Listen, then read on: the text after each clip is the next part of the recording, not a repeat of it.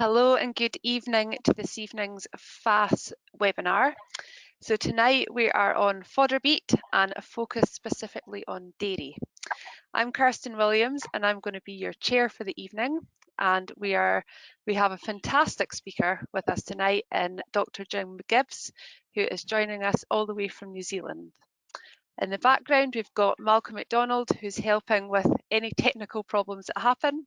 So you have a chat box there. So if there's any issues, please send a chat through to Malcolm.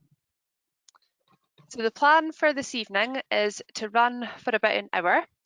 But Jim has said that he's got plenty of time, so if there's oodles and oodles of questions come in, we can just keep going. Jim is a fantastic person to have tonight. He is hugely experienced in all things fodder beet. So in New Zealand, they started growing it about 12 years ago, and Jim has been involved with the process ever since the start and has actually designed the grazing systems out there. So he is a brilliant person to speak to us this evening. Because we've got him, he is very accessible to us. We have him stuck on this webinar for as long as we keep him. So please ask questions. It's a fantastic opportunity for you to hear the answers from the horse's mouth to speak. So please do type in some questions and we can get to them towards the end. I just want to highlight as well, we've got some podcasts with Jim that are available. The first two have been released and they're available to listen to if you like podcasts. First one's on transition and allocation of fodder beet, and the second one looks at species specific and common myths or problems. So you'll find those on the FAS website. So I said ask plenty of questions. It's really simple to do. You've got an orange arrow on the right hand side of your screen, and that will minimize or open up a kind of dashboard. And you'll see there that you've got a question panel, and just pretty much type in your question. It will come through to myself and Malcolm, and we will hold on to them and collate them to ask Jim at the end. So as I say, fantastic opportunity for you to do that. So please don't hold back. No question is a silly question. We've got some polls as well, just while everybody is joining and getting signed up. The polls are really easy and it just gives us a bit of a feel for the audience this evening. So I'm going to show up a poll in a minute and I'll ask a question and it's multiple choice. So you just click on the answer. If it doesn't let you do that, just click escape on your keyboard. It'll minimize your screen and then it'll let you do it. So Malcolm, can you please put the first poll up? Okay, so how many years have you been growing fodder beet? 1 to 2, 3 to 5, 6 to 10, or 10 plus years? And this just lets us see the kind of experience that we've got, just to help Jim see where to pitch this evening.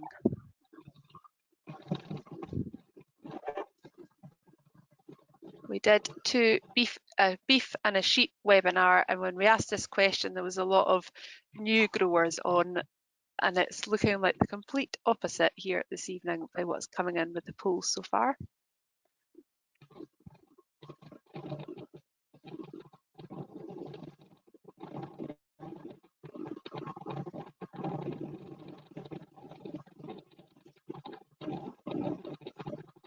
Okay, so we have the majority of them, Jim, tonight. 44% have been growing up for a good while, 6 to 10 years, and just 22% on their first couple of years. So more of an experienced crowd for us this evening, Jim.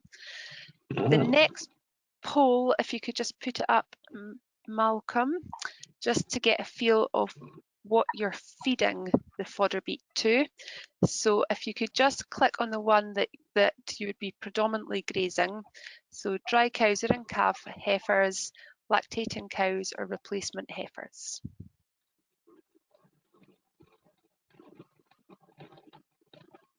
All three of these will be covered tonight, but if there is a strong dominant one, then it just gives Jim a bit of a feel of what to cover more so of.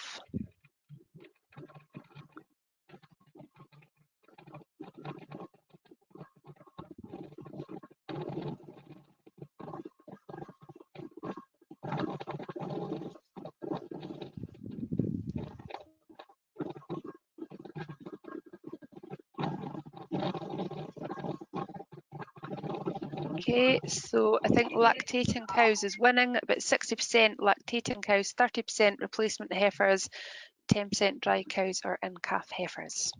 So that is great to know and see what exactly we have this evening. So as I say, please don't be scared to ask questions. Just type them in as we go. As soon as a question arises, just pop it in the box and we'll keep a hold of it for later. But I am going to hand over to Jim now to speak to you about dairy cows on Fodder Beet. Very good. Thank you, Kirsten, and good evening to the Scottish audience. It's a pleasure to be here. This is the last in our webinar series. Been very interesting, and I'm sure tonight will be the same. So I'll just drop off the video at the moment and then load up the screen.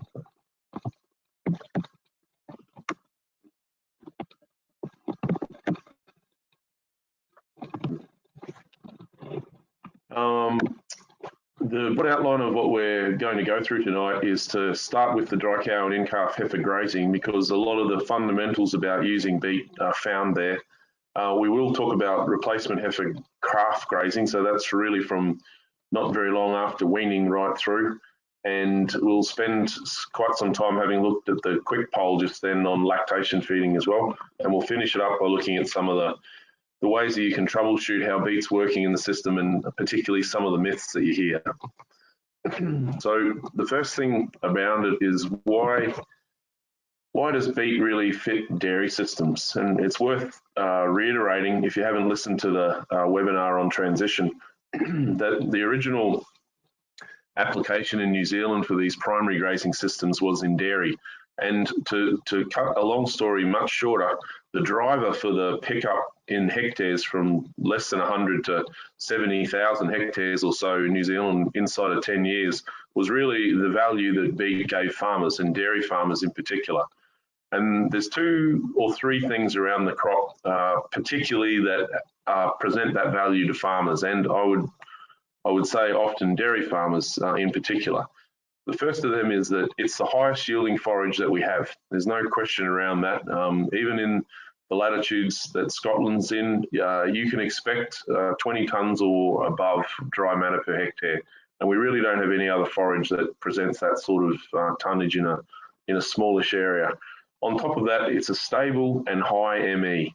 So it stays at an ME of about 12, and it doesn't really move from a relatively immature plant right through to the point about where it's going to seed the next spring. And again, it's unusual. It doesn't have a clear senescence. It doesn't have a change in that. So that stability, the strong ME and the stability of that ME present real opportunities for using it at different times of the season. Regardless of how you use it, and we'll discuss both of them tonight. So if it's not grazed, then otherwise picked up and used either on pasture or in feed bunks or in total mixed rations. Either way, the utilisation on it is very high. In grazing environments where we've put this to the test year after year after year in all sorts of weather and different approaches to it all, it's always consistently above 95%. So that feeds into the fact that for every hectare you're getting a lot of material back. And they're straightforward systems, particularly the one that we'll spend most of our time talking about tonight in lactation feeding on pasture, for example. It's a very straightforward system and a really cheap system to do. We have some UK figures now, and I'm looking at the quick poll the audience has given. Clearly, many of the people have also similar experience, and I know Kirsten has some per hectare and per acre growing figures that we probably get to in questions. But where we've looked at this for people who are reasonably experienced in growing fodder beet with appropriate agronomy, it's about 5p per kilogram dry matter. And at that point, it's just about the cheapest feed that you have on the farm. We'll put up, I'll put up some UK prices. So these are as current as we could make them.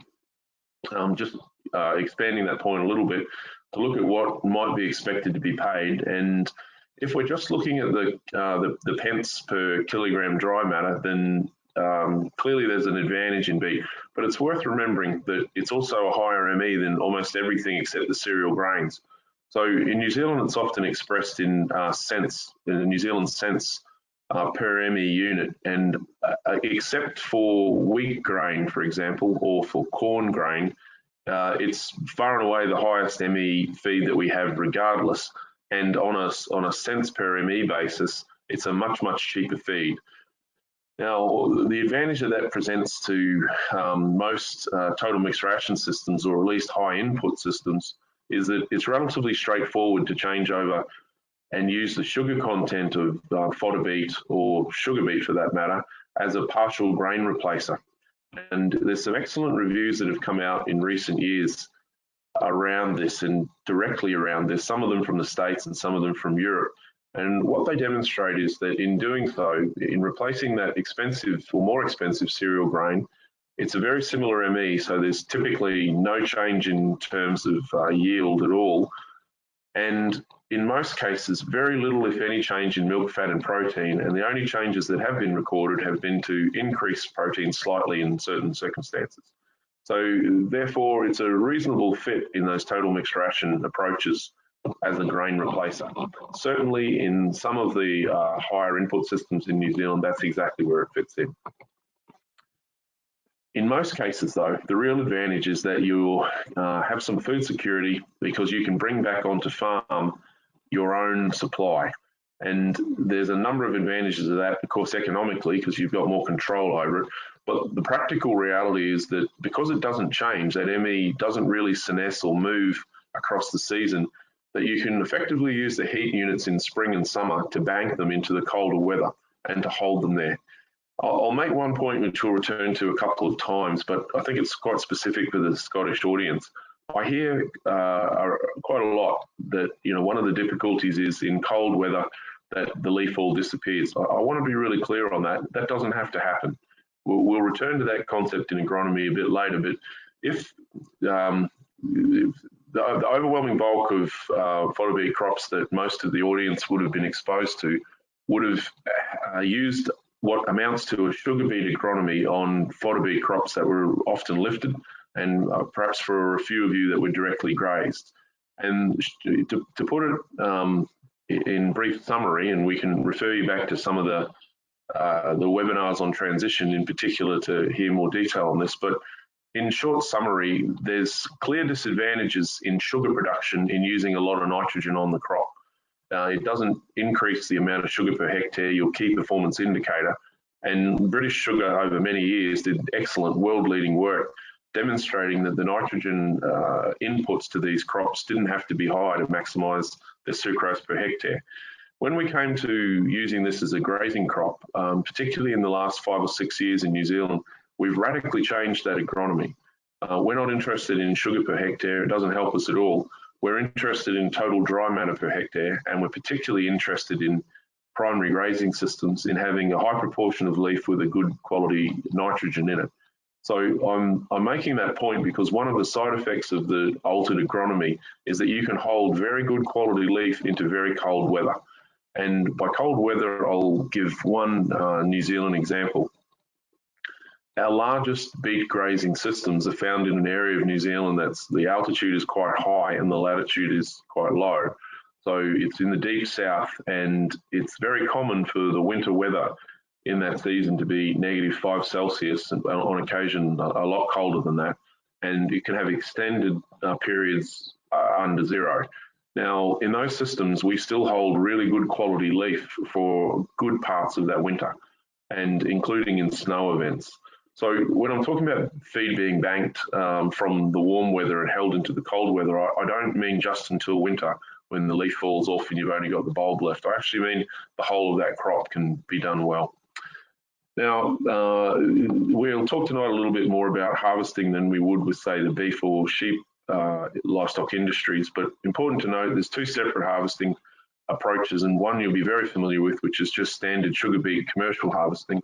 Can have a lot of advantages. In those situations, the leaf's blazed off and the bulbs can be stored, and if you're not worried about the sugar content, and we're not, then those bulbs can happily be stored in cold weather for periods of up to 6 months, even out in the weather.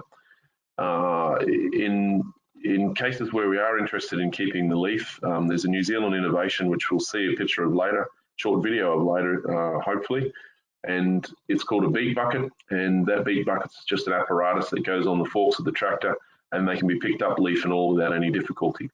And in that approach, the harvesting cost is extremely inexpensive. So it's about 1p per kilogram dry matter, and versus about 5p per kilogram dry matter in terms of the commercial harvesting, which I still suggest remains a pretty cheap feed. I'm going to give one short point about the crop in front of us, which has more relevance to dry cow feeding and replacement calf feeding than it does to lactation feeding. But the point around it is that when you've got that crop in front of you, you've effectively got two separate feeds. And traditionally, the UK approach to it, the leaf wasn't considered very important. In fact, for many years, the leaf was considered toxic and to be avoided. I still get the odd query from the UK with folk asking me if they should mow the leaf off before they use it. So in the system that we're talking about with grazing it, we really have a leaf crop in front of us and a bulb crop in front of us. And to use it effectively, we have to maximize that integration of both of them. So the bulb really is a very large energy bomb, a sugar bomb in particular. Often 50% by dry matter basis is just in sucrose, whereas the leaf contains a lot of the protein and a lot of the macro minerals in particular. Calcium and phosphorus are the two that we'll probably spend a bit more time on in lactation feeding. And as a consequence of that, when we're grazing it and we're utilising that crop as a primary diet in a grazing situation, replacement calves is a great example, we have to make sure that we're maximising that integration between the leaf and the bulb. Number one, there's an agronomy component of that to produce that leaf, as we've briefly spoken on. But number two, it means that we can't let them go across it, so it'll always be strip grazed. So going back to what we said with the utilisation before, one of the reasons why it's typically always so high is the manner that we feed it.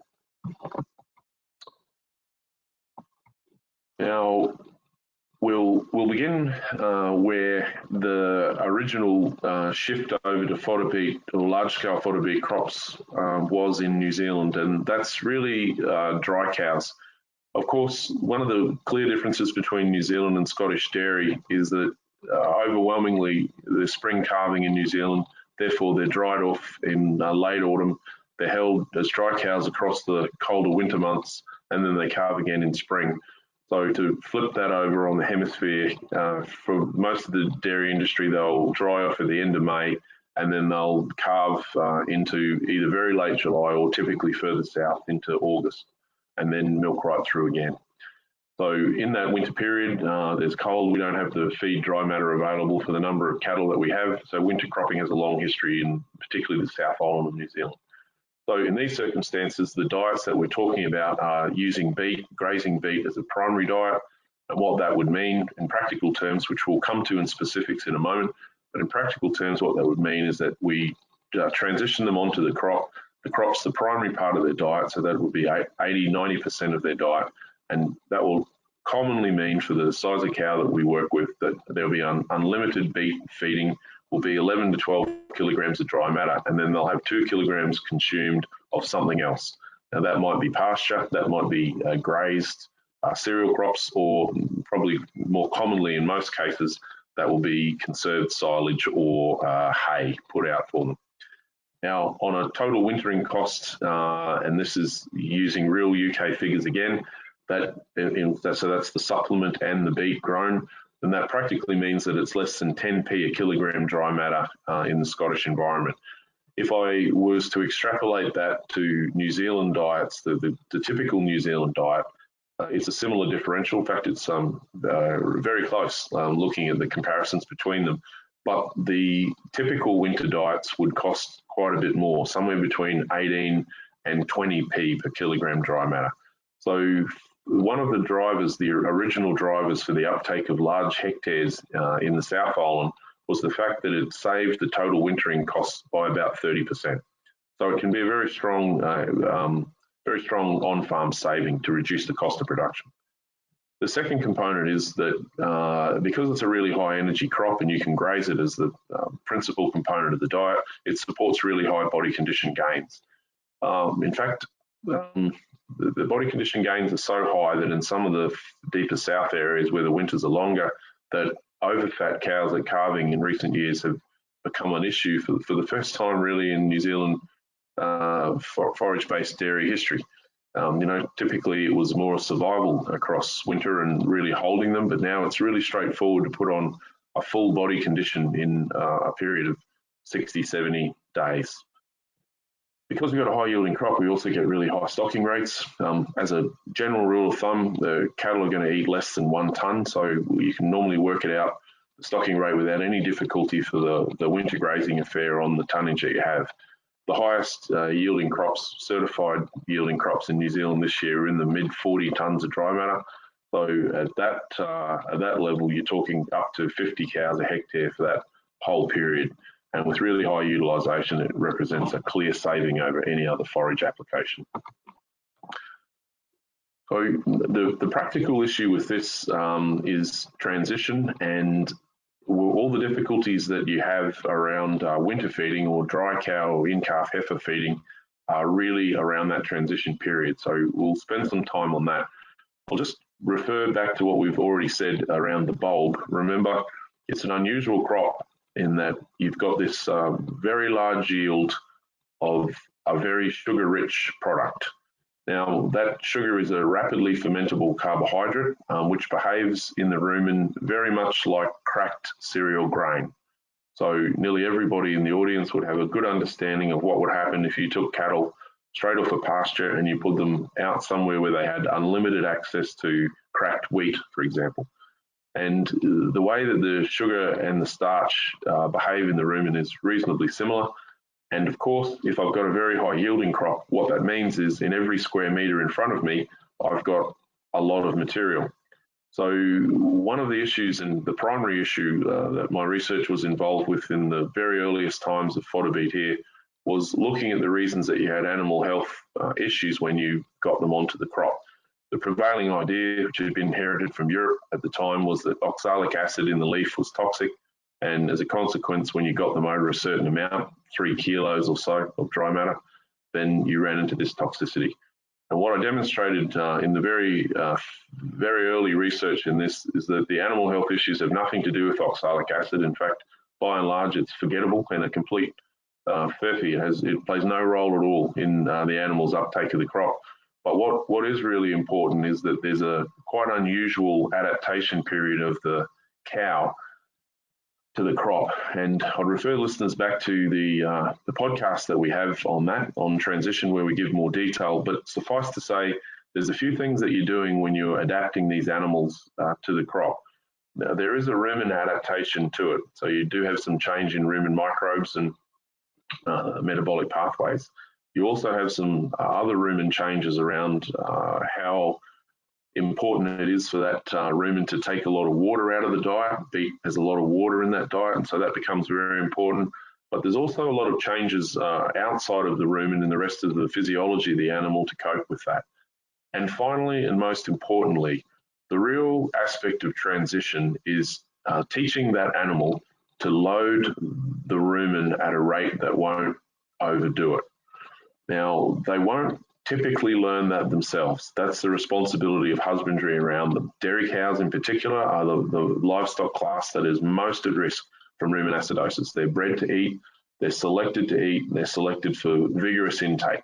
And if you let them, they will quickly eat themselves into animal health difficulties, and they can be severe.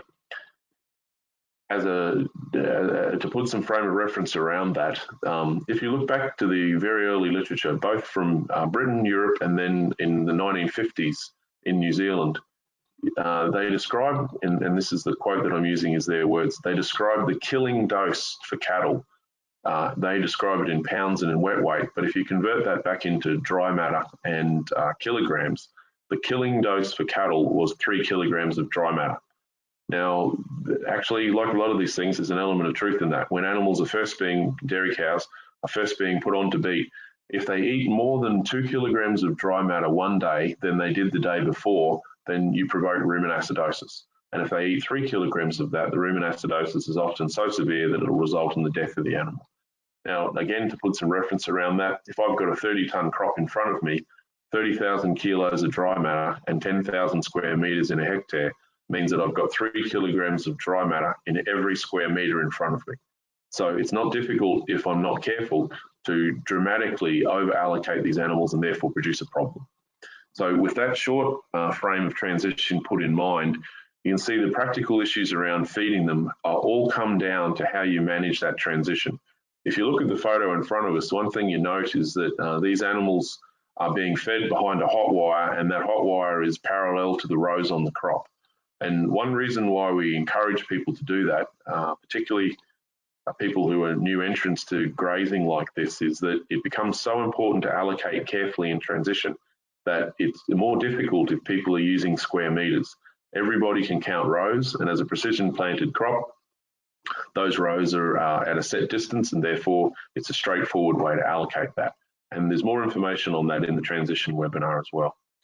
So the first thing around that transition is you win or you lose a long time before you graze the cattle on it. It couldn't be overstated the importance that paddock design and the setup for you to go on and transition really drives the success of your transition. The largest troubles we had in the early days in New Zealand, after we understood transition well and we had the transition diets down very well, the difficulties that we largely faced were paddock design and setup when people went to do it. We rarely have any such difficulties today. So the first thing apart is we'll talk about some space on it, but you can see in that picture there that the cattle are milling around. That hot wire in front of them has 1 meter for every animal that's there. Now that's a unique feature of beet. They eat it differently. There's a peculiar way that they graze it, quite slow and in position.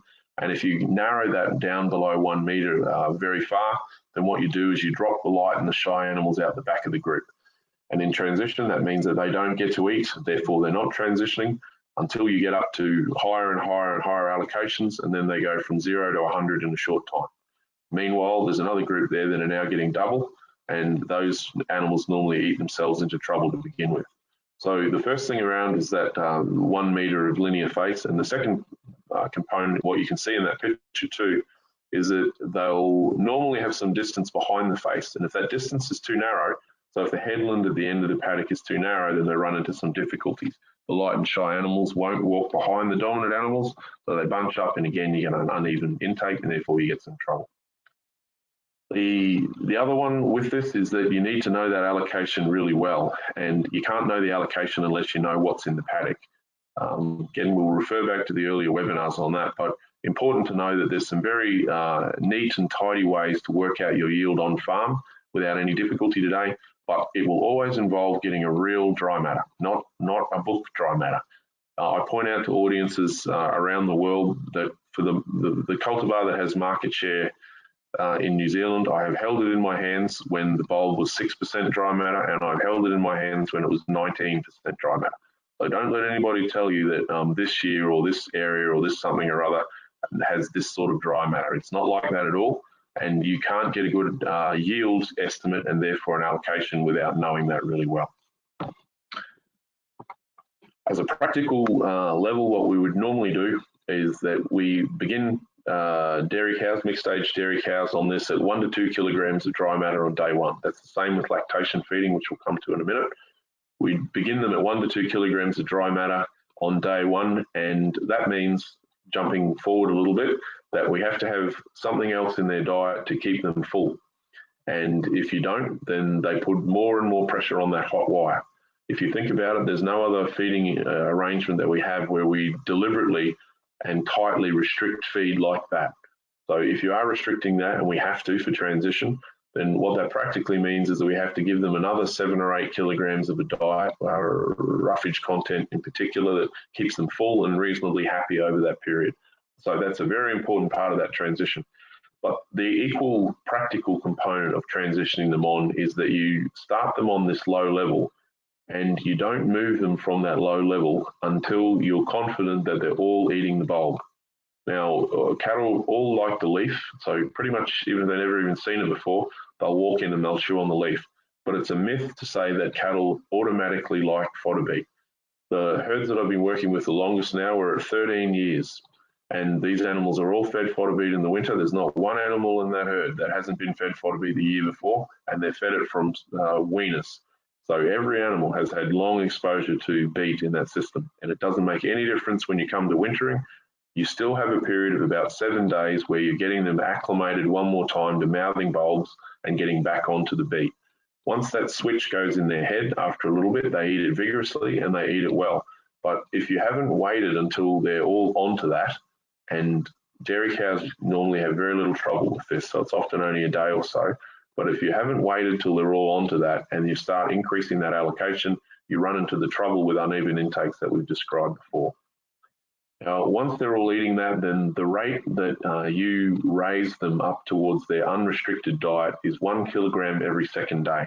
Just as an aside for this audience, because a lot of you will probably be feeding it in a very different manner in TMR rations or as a component in shedded bunk systems. It's just worth noting that that episodic period is actually quite important. So moving them up 1 kilo every second day is not the same as moving them up half a kilo every day. In fact, if you do that, you'll often note that they'll have days when they leave it and days when they clean it up. The way that they acclimate to beet intakes is jumpy, and that 2-day period was quite deliberate as a reflection of that. So there's no advantage in moving it up every day. We normally would move it up 1 kilo every second day. We said that the supplement has to be part of their diet. I'll just add something more with that supplement. 7 or 8 kilograms of something chewy is a fairly stiff diet for animals, particularly if they've been on a higher quality pasture or TMR in their lactation period. So you have to be quite careful. On one hand, we want them to have full diets. We want them to be in positive weight gain in that period, but we also want them not, on a practical level, want them not to be hungry and not to be putting pressure on our lines.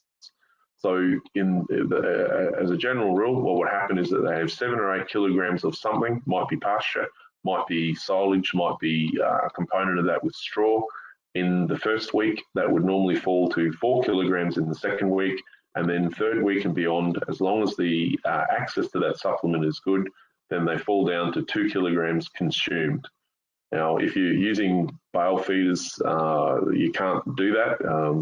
You can't get the same even access of supplement intakes, and so you often end up putting double that amount of supplement in after that, just to make sure that some get enough. But if you've got good systems where you can put low levels of supplement in, of course, it's cost effective to do so. Now, one final point with that is that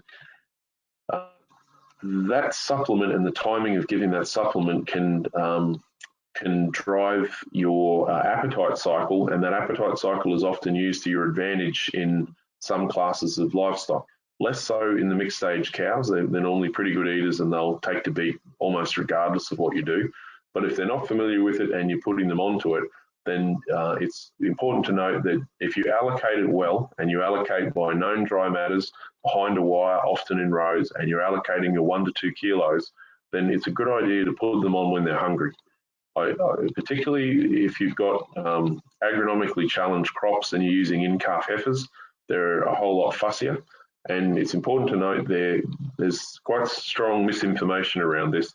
People commonly say that you need to have filled them up with supplement before you put them on. No, you don't need to. And what that will do is slow the time that it takes for the whole mob to get onto beet.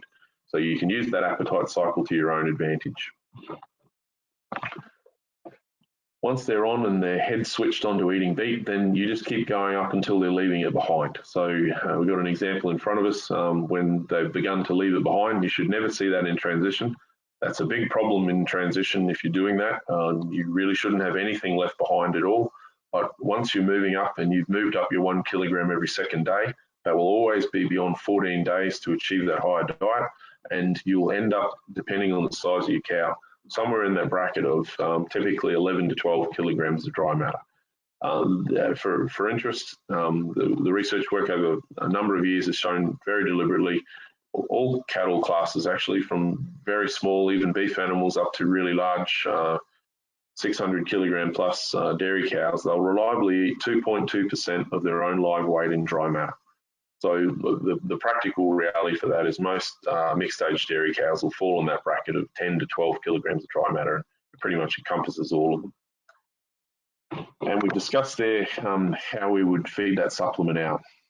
Just one point to note here, that you're not on a post-transition diet. So in other words, you haven't transitioned them to that feed until they're leaving feed behind. And that's not a semantic point. That's a really important point for winter grazing. So, there's been some very poor information in recent years put out there that suggests that you should restrict feed dairy cattle, that you should only feed them up to 8 kilos and then fill up the rest of their diet with something else. It's very poor information at a number of levels, but in order, the most important thing is if you've increased their intake from your starting ration up to 8 kilos of dry matter and you hold them there, if that line goes down, they'll go and eat 11 or 12 kilos. So a week or so into that transition period, their head is around mouthing bulbs and knowing how to do it, and they will have achieved in their head full intakes. They won't have achieved it in regulating their intake. They certainly won't have achieved it in their rumen and physiological adaptations, but they will have achieved it in their head. So if you move them up to that, it doesn't matter how long you keep them on that. So some of the classic case studies I've been involved in New Zealand have been people in the south who have a long winter, 100-day winters or so, and they will have held them, by poor information typically, they will have held them at 7 or 8 kilograms, and in some cases, they would have held them there for 80 or 90 days. And that line will inevitably come down. Something will go wrong and that line will come down. And the moment it does, they'll all cross that line and they'll eat 11 or 12 kilos, and you get significant losses with rumen acidosis at that point. So the audience should be really clear. Transition is not about adapting the rumen bugs. That happens relatively quickly, within 48 or 72 hours. Real transition in mixed stage dairy cows is about you teaching them to shovel that coal into the boiler at a rate that doesn't melt the boiler down. And at that point that you do it, it is independent of supplement, it is independent of timing, it is independent of everything else. And this is done on a very large scale and has been done now for more than a decade. So that misinformation can be a real difficulty in effectively using the crop. Where do you run into trouble with them? Well, the first 8 or 9 on my list of 10 are all transition. And the issue is, practical purposes, the only animal health issue that we really have with grazing beet is transition. It'll present itself in different ways, but it's always the same. The farmer gave too much too soon.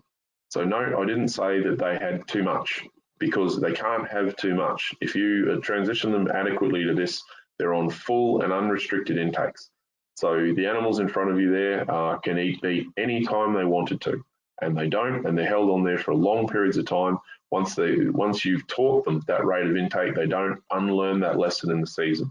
So all of the issues are around transition to begin with. And as we said earlier, paddock design and the timing and the amount of supplements and you allocating that really well solve 99% of all the transition issues that you're ever likely to have. I hear occasionally people say still, oh, well, if you're transitioning large enough groups of cattle, you always get a few that fall over. I want to put this plainly, that is completely false.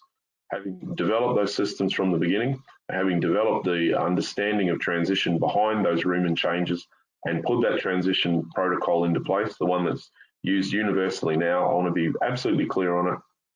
There is no reason to have any animal health issues at all.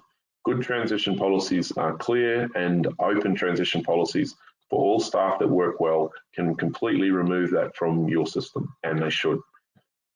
The two issues that you will occasionally run into with grazing in-calf heifers, or particularly older mixed-age dairy cows, tend to be a little bit regional.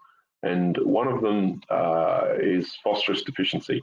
The beet bulb doesn't take up a lot of phosphorus, or calcium for that matter, but the leaf does. And in most cases, calcium will be more than adequate, because there's quite a high calcium level in agronomically well-grown leaf, but not always phosphorus. In certain regions, you'll have marginal phosphorus status in the crop, and if it's the bulk of the diet and you're not feeding some green feed with it, so be that silage or pasture, then on occasion you can run into some difficulties with that.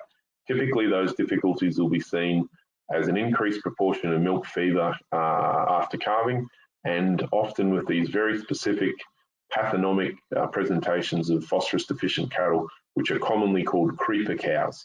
They appear a little bit like milk fever, but they don't respond so well, and they're often a bit more alert. And we use a very common fertilizer product, dicalcium phosphate, DCP, and we use it at 50 grams per cow per day sprinkled across the supplement as a way of mitigating that phosphorus deficiency. And it's perfectly adequate, and it ends up costing about 2 or 3 cents per cow per day. So it's a straightforward one to get around. The other one we mentioned in passing that you have to be quite careful, unrestricted intakes for long periods of time can put on full body condition of mixed age dairy cows, which if you're starting in pretty good condition can be an issue. So you do have to be careful with that. Now, if we had to rank where it all went wrong most of the time, the order that you have on the screen to your left there is pretty much exactly what we see. The first thing would be it's just bad design. And in that bad design, almost always it'll come down to the fact that they don't have one linear meter and they don't have a headland of at least 6 meters behind them. And that would be overwhelmingly in the early days, that would have accounted for all of the issues that we had. The next level after that is that the yields are guessed. Somebody says you've got this much, and you know, I've been involved in situations where people were told they had 12 tons and they actually had 25. So, you know, in that case, there's no way that you can allocate that effectively, and of course the wheels fall off pretty fast. The other one is just human error or negligence, where the allocation's just slap happy, or farmer patience runs out with a 14-day program, and so, you know, after 7 days everyone looks happy, so we'll just open up that line and they'll sort themselves out. Well, they don't sort themselves out. What happens is they tend to lie down in large numbers. So you have to be very careful with that, you go through that fairly carefully, remembering that if you're allocating more than 2 kilos of dry matter than they had the day before, you're likely to run into significant problems on a herd level. And then the other issue on occasion in transition, not after, but in transition, is that for various reasons they either had too little supplement or they couldn't access the supplement. Too little supplement normally means they put a lot of pressure on the hot wire, and hot wires, you know, inevitably always come down. Okay, we'll move to where many of the audience probably have more interest now, which is in lactation feeding. Of course, the value is, we said before, that it's a cheap feed and it's a really high energy feed. Probably also in a pasture-based system, or one where there's a high grass silage input, is that typically the nitrogen will be above what they require in pasture, and often in good quality silage. And so the relatively lower crude protein and higher ME beet is a pretty good match for that. It does mean on farm that you can grow a lot of dry matter banked in the warmer months for the cooler months in a very small area, and that's an advantage. From an environmental point of view, it's a relatively low nitrogen crop, so it has a really good footprint, and it's pretty straightforward to access it either by grazing or by lifting with a bucket, which we'll show in a moment. Now, the transition concepts for cows in lactation are identical. They start at 1 to 2 kilograms of dry matter, and you have the same difficulties. If you're above 2 kilograms of dry matter, you'll run into trouble immediately. But the peculiarities around it are that in winter feeding, we've got total control of the diet. So as mentioned with the supplement, we can use that daily appetite cycle to drive how we put them onto it. You don't have that in lactation. I'll just reiterate something that I've said before. It's a myth that you hear quite commonly that all cows really love fodder beet and they take to it readily. They don't. Even if they've seen it the year before, every year of their life. There's a week or so period that it takes for the whole group to have that switch in their head that goes on when they'll vigorously eat it. It is very, very common in lactation because I don't have control over their appetite cycle. I want them to be producing milk. I don't therefore want to starve them onto a crop. So I don't have the stick anymore. I've only got the carrot. So it's very, very common in lactation feeding scenarios that 25 or 30% of the mob will not be eating beet bulb at all. And if the operator isn't very careful in that early period and the allocation begins to go up, that means that there's 25 or 30% at the other end in that mob that are now eating as much as they like. Now they're going up way too fast, and on top of that, there's a limit to the amount of beet in the lactation diet that there isn't in the dry cow diet. So it's not difficult for them to get over that very quickly, and you run into more trouble. So the fussy component of cattle being onto beet is a much bigger issue when we begin to have lactation feeding. In most cases in a pasture-based diet, and this will be different for many in the audience here, but if we were looking at animals that were doing something of 6,000 or 7,000 litres a year on a pasture-based diet, so principally it's only grass and grass silage and the rest of their diet, then beet has a limit in that diet of about 1/3 of the ration. So for practical points, that's about 5 or 6 kilograms of dry matter a day in something like a 16 kilo, maybe 18 kilo total dry matter intake diet. And if you stay at that level or below, then there's no reason to have anything to add to the ration. So the protein is fine, the fibre is fine, and the calcium phosphorus we mentioned before will be perfectly adequate. If you're going over that level in a pasture-based diet, then we normally would give you specific advice on it, and you should get specific advice. Note that in lactation feeding in total mixed ration or pasture mixed ration systems, you need to be careful with a few things, and principally they will be the protein level, the fibre level, and the calcium and phosphorus adequacy. You need to be more careful with them if you're using them in a total mixed ration or a pasture mixed ration diet. You need to get specific advice on it. What would we normally expect in terms of looking at the VAT and the milk responses? You should not see any move in milk fat. If you see any move at all in milk fat, it won't be the result of the beet being included in the diet. It'll be a result of mismanaging that transition period on. So the first thing that you would see in that is you do see overt clinical acidosis in mixed stage dairy cows, so herd cows in lactation feeding in the same way that you would in winter cow feeding. No difficulty with that. But some of the earlier signs that you see on it is a change in milk fat. I mentioned earlier, there's some very good reviews on that, and if anybody's interested, they should contact Kirsten or myself, and I'll direct you to them where this is done in more detail. But just important to note, you will not see a change down in your milk fat in a normal, well-transitioned animal, even with a significant component of beet in the diet. You may well see a slight increase in the milk protein, but you certainly won't see a decrease in the milk fat. So sometimes the VAT can be an early sign that something has gone wrong. Again, it's easy to manage and there's no reason to have anything wrong. And if you're going over that level, and as we said, you need specific advice if you're going to do so, then one of the signs that tends to show is that you'll get a higher somatic cell count.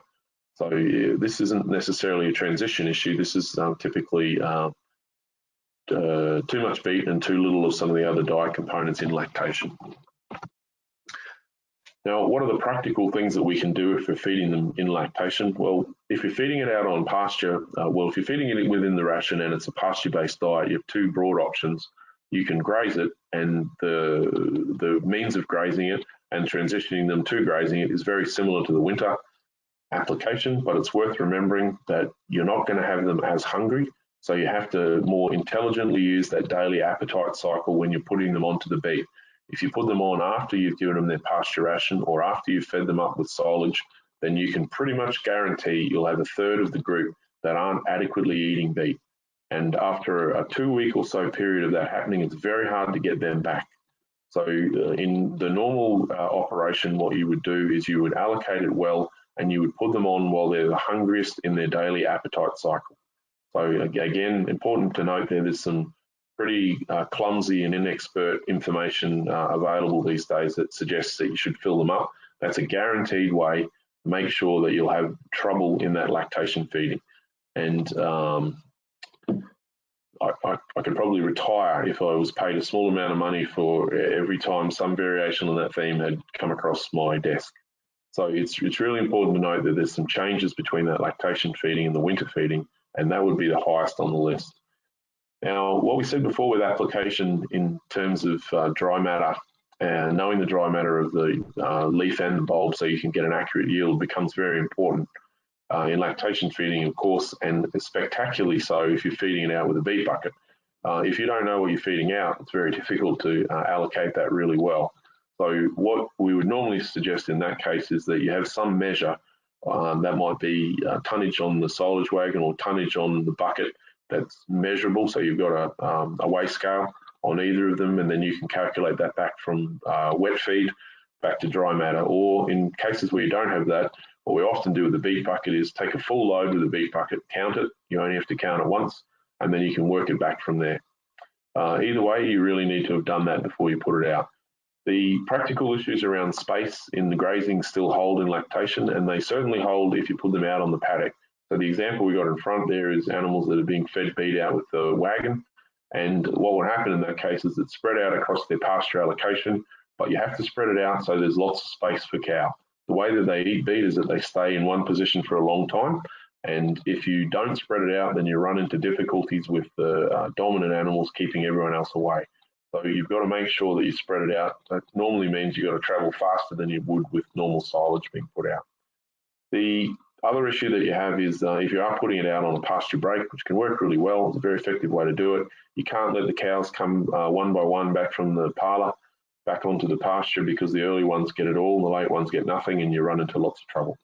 And again, an easy way to get them on in the early part is that you can smash up the bulbs for the first few days while you're waiting for everybody to switch on to eating them. So I'll just put up here a example of the beet bucket. I'll just see if we can make this work. Here we go. A beet bucket is just a really straightforward apparatus on the front of the forks, and you can see that it picks the beet out of the ground without any difficulty at all. It's set so you don't take the soil up with it, and the small amount of soil you do, you can shake off without too much drama, and then that can be loaded into a silage wagon. And to give you a feel for that, a normal 8-ton silage wagon takes about 5 minutes or so to fill up. So it's a straightforward approach to harvesting beet and keeping the dry matter in the leaf. Of course, your other option is to have commercial harvesting where you've got the bulb, and there's no difficulty with that. Sometimes there's some practical advantages in doing it. You get it all done at one time. You can stack it somewhere in a clamp where you can use it in a easily approached area without any difficulty, and it can be fed out the same. But you do lose the leaf dry matter, therefore that protein content, and you do have a slightly higher price on a per kilogram dry matter to use it. So there's advantages and disadvantages with both of them.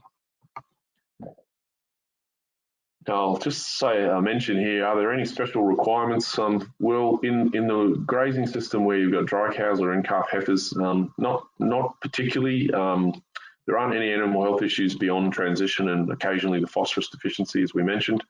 But it is possible for some animals with poor clostridial exposure to have some difficulty on the crop. They're quite rare in mixed-age dairy cows, and it's not routine for them to be vaccinated immediately before going on to the crop. Having said that, the vaccination is really cheap. It's just the standard 5-in-1 approaches to it, and even losing one cow is enough to pay for all the vaccines, so it's not a bad idea to do so. Note with the crop themselves, mixed age dairy cows are the least fussy of all the livestock classes that we have, but one thing worth noting that there are some differences between cultivars in palatability, and overriding all of that, the crop husbandry, particularly the amount of leaf and the nitrogen in the leaf and the nitrogen in the bulb, are all affected by good and bad approaches. And agronomically challenged crops are always less palatable and harder to get animals on, and the younger they are, the more that you struggle. So you do have to be aware of that, particularly with the in-calf heifers and with the replacement calves, which we'll get to in a moment. Note that the standard crude protein of the whole crop in front of you, with agronomically well-managed crop, will fall somewhere between 11 or 13%. And so as a general rule, that's about spot on for gestating dairy cows. The supplement I think we've spoken about adequately. They need to consume 2 kilograms a day. If there's any problem after transition, if there's any difficulties with that, you normally have poorer production. They just eat less beet if they do it. But in mixed age dairy cows, the quality of that supplement isn't such an issue. It is in younger stock, but not in mixed age dairy cows.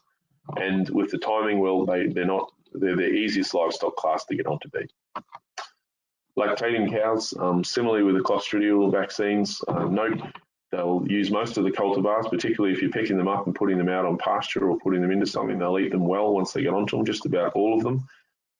They have less interest in the leaf in lactation because they've often got enough crude protein coming out elsewhere, so it'll be bulb And by and large, it's a smaller amount in their diet, so it's normally straightforward enough to get them on. There are differences, but it's straightforward to get them on without that. The supplement becomes really important when you're putting them on, and by supplement we mean the rest of their diet in this case, and the timing of that supplement being used in the cycle, as we've mentioned before, is really important. Okay, we'll spend some time talking about replacement calves and the use of beet in their diet. Now, there's a couple of broader applications of this. The one that's, of course, most common in certainly New Zealand and Latin America is putting these animals, spring-born animals, putting them on their first autumn and through that first winter that they have, and then making the most of the spring grass when it comes out. So in those cases, they'd be somewhere around that 180, 200 kilograms when they're going on, and they'd be a long period of time on beet. So that can be 130, 150 days, and that'll be right through the autumn, right through the winter until spring grass comes out again. Now, the basics of that diet is similar to the older animals. They're transitioned on and they're on unrestricted ad libitum beet intakes.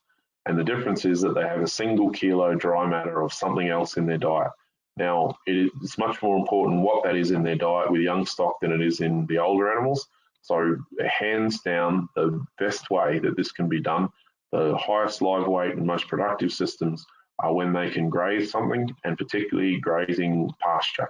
Even if it's not spectacularly good quality pasture in winter, it provides a lot more protein, a lot more access, and in most cases also calcium and phosphorus for them.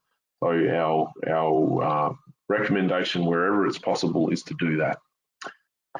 They're really good live weight gains on this, even for relatively small animals. A particular study that was done last year in the deep south of New Zealand by Dairy NZ was looking at fairly large groups of animals at about that 180 to 200 kilogram bracket. They were either fed on brassicas with silage as a supplement or beet with silage as a supplement. And what they demonstrated there was that they did very well, an average of about 650 grams a day through a deep winter on beet versus about 150 grams there or thereabouts on kale. And that would be pretty much the industry's experience of it for decades. And truthfully, and equally in beef finishing systems, it's very, very difficult to put on live weight with brassicas. There really has never been a significant beef finishing industry on brassica in New Zealand, and there's a good reason for it. It's just much more difficult to put live weight on across those winters. But it is possible to put good live weight on even relatively small animals on beef. And if we're looking at a target heifer mating weight, then often the figure that's used for that is about 700, 750 grams a day across all of their life cycle prior to that on average. And so that can be very straightforward to meet if you've got really cheap yet very high live weight gain potential in that first winter. What do you practically do with that? Well, we get them on as early as we can in autumn. Autumn live weight gains on grass are normally not very good anyway, so we get them onto the beet while it's warmer and drier and hold them on there for that long period of time. We can then use that spring pasture, as we said, and hold them long enough on the beet that we're not putting them out to have a live weight check by restricted intakes on poor pasture. We hold them long enough that the pasture's really moving up around them, and then they can be put onto that without too much difficulty. It also has the practical effect that we're often over live weight gain targets by the end of that spring and into summer. So we've got the next autumn to titrate that live weight gain so we can fit them right to the curve. And that's being done very well by a number of large operators now who've been doing this in some cases for heading towards 10 years. So it's a really effective way to do it. Then they would go back onto the beet for the winter before they're calving again. Now, the difficulties with calves are they're the fussiest livestock group by far. They are really much harder to get onto beet. They're very much slower.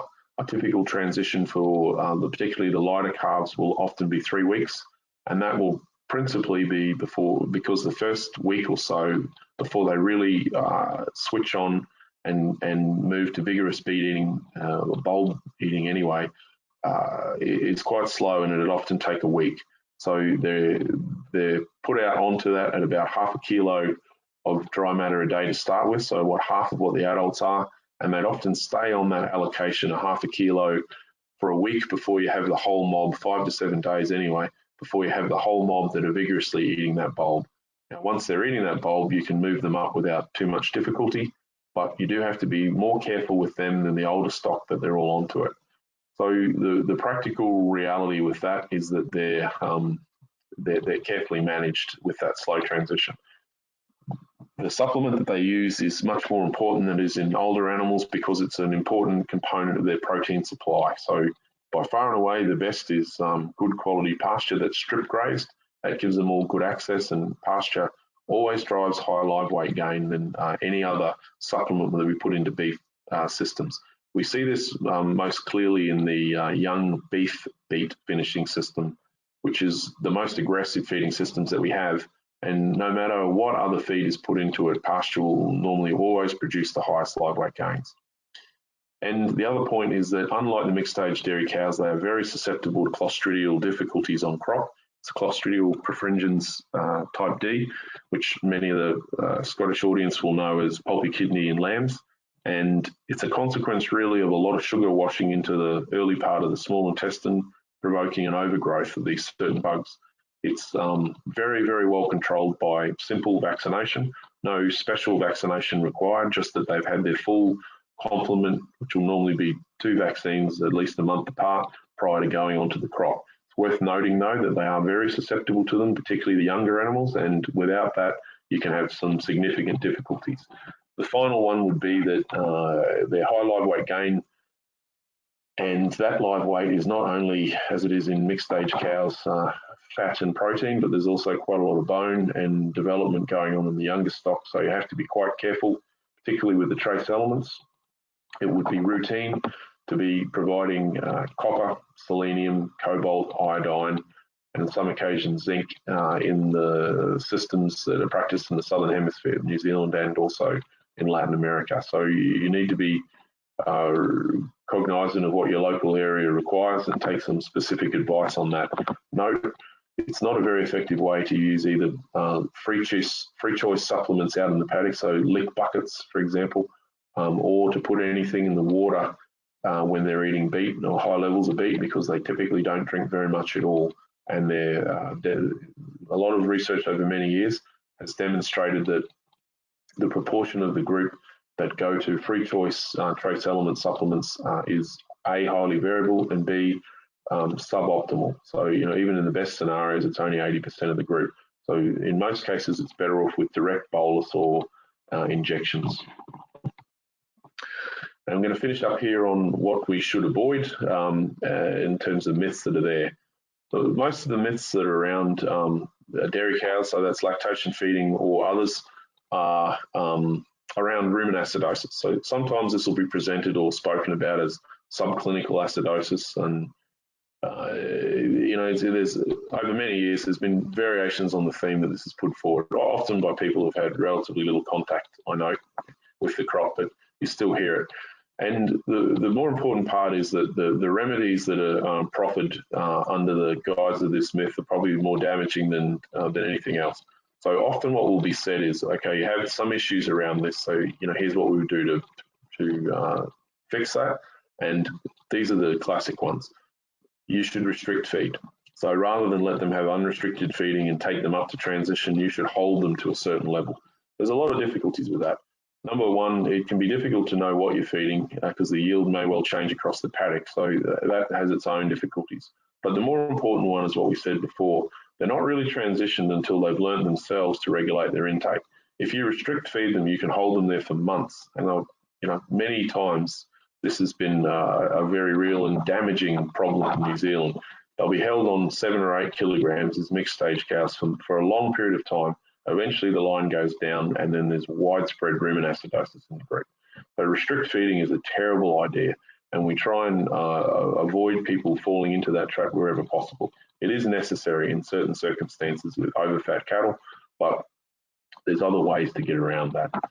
They would also typically say that you have to feed more supplement, and if you feed lots of supplement, then you change the rumen pH. Actually, that's not true in beet at all. The driver for rumen pH in beet is the kilograms of dry matter arriving in that rumen in a given period of time. The time that most animals have difficulty, so all of the genuine rumen acidosis cases that you see in transition are typically between 7 and 10 days. In the early days when this was much more common, it's quite rare now, but in the early days when it was more common, I would do post-mortems on these cases, and it was very interesting to note every post-mortem that you did at 7 to 10 days would have a rumen that was absolutely full of supplement. It's a myth to say that the supplement that you're putting in there is going to alter that rumen acidosis profile in that transition period in particular or thereafter. No, what drives that rumen acidosis are the kilograms of dry matter of beet that are in. And what more supplement typically does is cost you more money, and ultimately after transition reduce the amount of beet, higher ME, cheaper beet that you've got in your ration to a lower ME and more expensive supplement that you're giving. And then the third one is something along the lines of you need certain rumen buffers, and suffice to say that you don't, and they're hardly ever used and shouldn't be. It's slightly different in total mixed rations, of course, and pasture mixed rations. They can have a role in a different way there, but in grazing systems, you need to be careful. Sometimes you also hear that you need very high protein supplements. You don't, particularly for the dry cow grazing. Younger stock animals, you need to be targeting that somewhere between 15% crude protein, but in the older animals, as we said before, 11 to 13% is adequate for gestating cows. In most cases, you're not going to require a phosphorus supplement, and you're certainly not going to require a calcium supplement unless you're in lactation feeding, again, where you have it as a high proportion in the diet.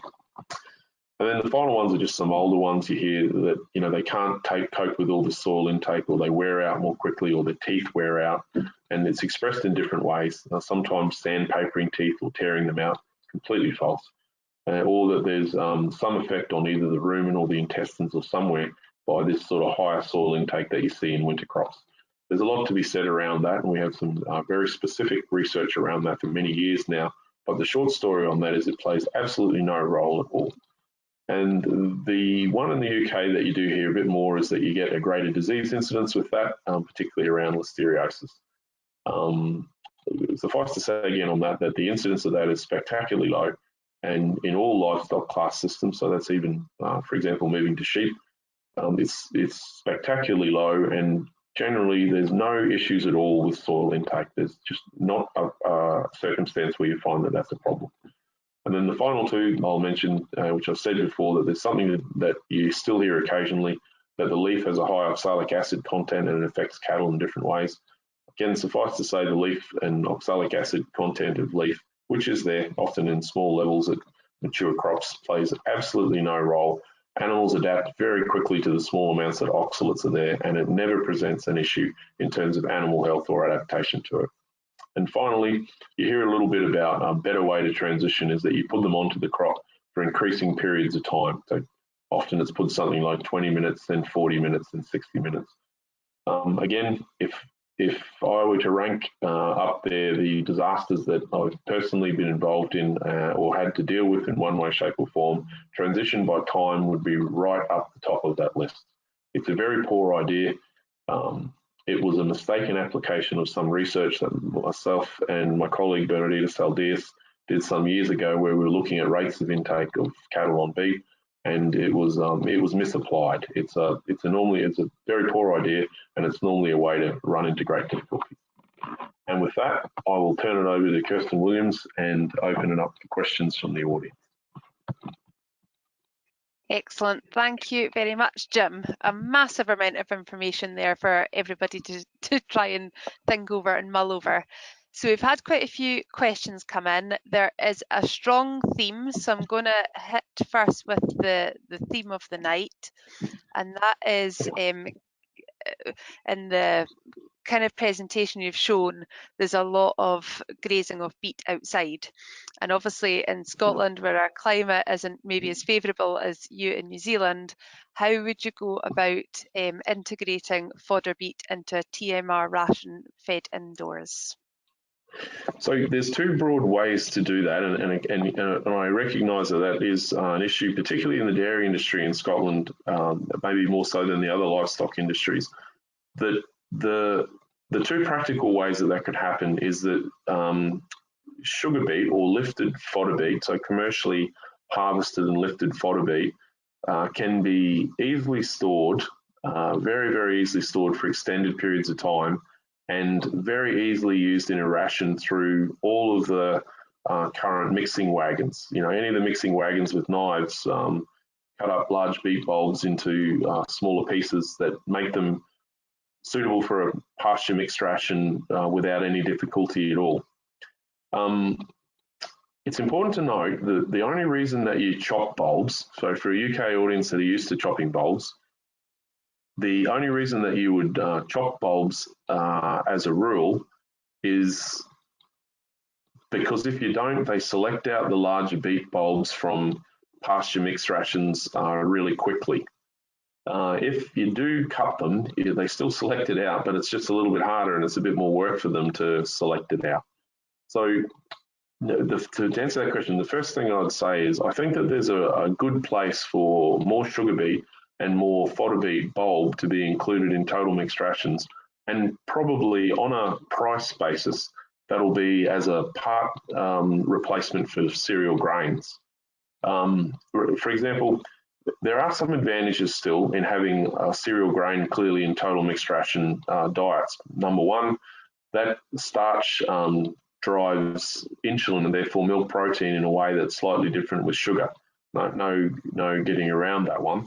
So there's some advantages in maintaining that component of starch in the diet. But replacement of about half of the cereal grains with a very similar ME, very similar fermentable carbohydrate and low NDF product can be, that's beet, can be a really strong economic incentive to similar production on farm. So there's no doubting that it can be mixed into those rations without any trouble. The other way is to use beet, lifted beet, in what we would probably more loosely call a pasture mixed ration. So this won't necessarily be in 100% total mixed ration that's given out to them the same every day, all day, but where there's some variation across the day in what they eat. Now, if you have lifted beet, as the example that we gave there before with the bucket, and it's still got the leaf on it, well, you paid for that dry matter when you've grown it, and then you can use it, and it's a valuable feed resource, no getting around it, as a protein source too. But using that lifted beet directly in a total mixed ration, particularly if you're lifting it in wet, muddy weather, can be a little bit more difficult and takes the cows a bit to adapt to the fact that their soil intake then becomes higher. And you do have some feed refusals I've known in early days using that, directly using that. So that's something that people have to be careful of. Whereas if that lifted beet is put in a bunk and they have sort of access to it, then you don't have the same difficulties. They'll readily eat that bulb regardless of the soil content in the same way that they do if they're grazing. So I guess they're the two ways that I think that it could be fitted into housing. There's one thing to think about with that that is worth just mentioning. The dry matter of cereal grains, of course, is very high, and the dry matter of beet is relatively low. For most of the Scottish audience, it'll be below 15% dry matter. So if you're having a significant amount of their diet, the total dry matter intake of the day as beet, then you produce a lot more urine and a lot more water in the feces. They have a lower dry matter feces and you have a lot more urine. Therefore, the increase in slurry is something that's worth thinking through for house systems as well. Okay, and on the same theme, somebody is asking, when the beet is lifted, how long will it last for out the ground? And when the leaf starts to wilt, how do you account for the protein level?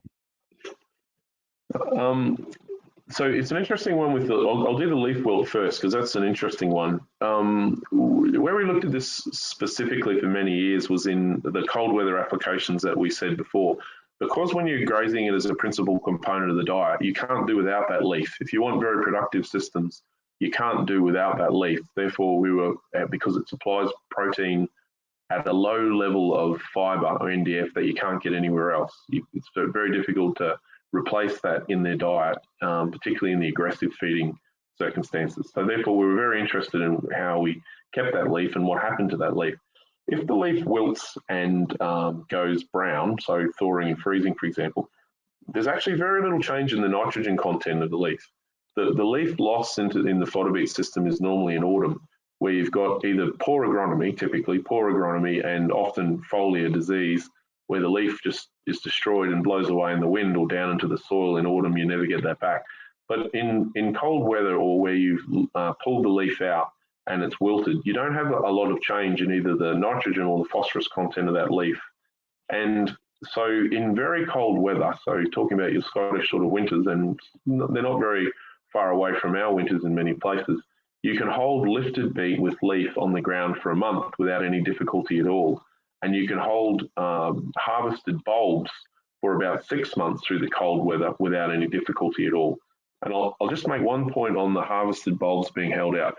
A lot of the audience will have been very familiar with sugar beet agronomy and sugar beet production, and therefore with bulbs that are being held in windrows for sugar beet. It's a very different story when you're talking about the changes in bulb for sugar production, and they have different performance indicators clearly, and there's various changes in the bulb that make that bulb unsuitable for sugar production after periods of time. That's not true at all for livestock. We would put that bulb out there in our very late autumn, so we'd harvest it as late as we could in autumn. So this is commercial harvesting. Put it in very large windrows out in the paddock with no cover at all, in pretty challenging wet weather and often very cold weather, and we could be feeding that through with no difficulty at all for 4 or 5 months, and the last of it for 6 months. So it'll be lasting right through that autumn and right into the spring. And if you looked at some of the bulb, the late bulb that was going out there, it'd probably be quite a shock to the UK audience, to the Scottish audience, to see what they eat. But the cattle find them just as palatable. So you have to be careful that we're talking about the same thing. So it can be lifted and left out for extended periods of time. That leaf will wilt if you hold the leaf on it, but you can certainly hold it there for a month in cold weather with no difficulty at all. If you hold it for a lot longer, because there's no ventilation in those windrows when you've got leaf, or piles and clamps when you've got leaf included, it'll compost off, produces heat and it'll compost off. But in cold weather, it can stay there for extended periods of time. Okay, so the next one, why do I get more constituents and less yield with beet rather than barley? 5 kilos beet to 1 kilo barley. If I understand that question correctly, I think it might be along the lines of, if I've got 5 kilos of wet beet in the diet versus 1 kilo of barley in the diet, I might get more production out of the barley than I am out of the beet. Well, there can be a couple of points with that, and I'm at a distance from that farming operation, and so I'm going to make some assumptions here. But if we said that barley, the ME of barley, even pretty good barley, was under 12, in general terms, the beet will rarely be under 12. So there's no question on all of the available research that we have that the beet would be the higher ME feed. So in terms of energy driving that system forward and milk production in that system forward, there's no real reason why that milk production could go down. That's certainly the New Zealand experience, and the experience in many other places in the world, including, I guess, Europe, where beet's used in mixed rations a little bit more than it is perhaps in the UK. However, having said that, there's a few things that could go wrong in that setup. If it was really only 5 kilograms of wet beet in that diet, the one thing that I would be very interested to know was if that was being effectively eaten evenly by the entire mob. In my experience, when there's a relatively small amount like that and you're in high intake scenarios, I suspect what this might be we're discussing now, that there's plenty of reason for animals not to switch on to eating beet, as we've said before. And sometimes what you find is that there's quite uneven intakes across the group. Now, if they're eating a lot more than they should, that normally presents as a problem. And if they're eating a lot less than they should, you don't get the benefit of that beet being there it's much easier to acclimate animals onto a low level of cereal grains than it is a low level of beet without some specific learned behaviours, I guess. So a bit difficult for me to answer that in full, but that might be some of the things around the edges. What I would say for sure is where we've accurately and repeatedly used up to 5 kilos of beet into lactation diets for long periods of time now, then we get a very consistent ME value out that approximates what we get in any other system. So in other words, that ME still runs at about 12. Okay, so the person who asked that question has just posted up saying they're being fed 15 kilos of finely chopped. Another question is currently feeding cleaned chopped beet through a cross chopper washer at 25 kilos a head. Is there an upper limit? Yes, there is. It depends a little bit on the rest of your diet, but if they're doing that, and particularly if that beet bulb had been produced by a sort of classic Scottish beet agronomy, in all likelihood, the crude protein of that beet bulb will only be 6 or 8%. And depending on what the rest of the diet is, if you're hunting for a lactation diet of about 15%, 17%, crude protein in the diet, there will very much be an upper limit to how much beet could be included. Note that upper limit won't be that you run into rumen acidosis issues. It'll be that you run into issues usually first with the protein content of the total diet, and then next the calcium content of the diet, and next the phosphorus content of the diet. And if there's enough of that going in there, the rumen under high intakes, 3% of their live weight a day, which is pretty common in heading towards that, pretty common in lactating animals, behaves a little differently than it does in those lower total intakes that we see in dry cow grazing environments. And so that's a roundabout way of me saying that you have to be a bit more careful with the fibre as well in lactation diets. So yes, there would be. If that person wanted to post the total dry matter of the diet and what the rest of the diet was, I could give a kilogram dry matter figure pretty quickly for him or her. Okay. Another question, and I'm pretty sure you covered this at the start, but a very good point to maybe cover again. And it's somebody saying that they've never actually had their beet dry matter tested. How important is it to know the dry matter of their beet? I don't think there's any way of getting around it. And in terms of allocating it when you're going to make beet the primary part of their diet, then it's critically important for that transition process. But in lactation feeding, arguably, it's probably more important. One of the things that I note traveling around the world doing beet everywhere is that there's a really common refrain that I hear, which is goes something like this. In our area, doesn't matter where I am, in our area, we find that the beet dry matters, and then they'll give me a figure, and they'll often give me a bracket. We find that the dry matters are 13 to 15. And, you know, unless you're dealing with very restricted cultivars, as beet hectarage increases, you find there's more and more cultivars that come into the market.